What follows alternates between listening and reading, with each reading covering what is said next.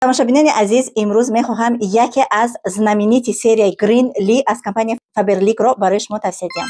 ин серия махсус барои шахсоне ҳаст, ки касалиҳои астма ва аллергия доранд. Барое ки ба ин гуна касалиҳо ягон зиёну зарар нарасад, строго аз таҳти назорат гузаронида шудаанд.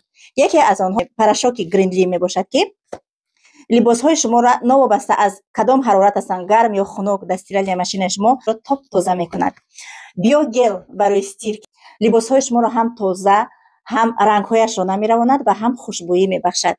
Ва биокапсула барои посудамойкаи шумо тамоми намуди посудаҳои равғанӣ ҳамаашро ҳам шушта, ҳам барои ваё як ҷилоии хубе мебахшад. Ва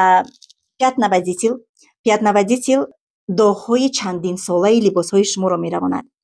Ва яке аз дӯстмедоштатарин продуксияи ман аз ҳамин серияи Green Lee гел для очищения туалет аст, ки ман бо ин ҳам ванаамро, ҳам умывальник, ҳам полҳои хонаамро ҳам мешӯям. тамоми намуди доғро аз пол, аз умывальник, аз унитазҳои шумо топ-тоза карда ва як хушбӯии беҳамто дорад.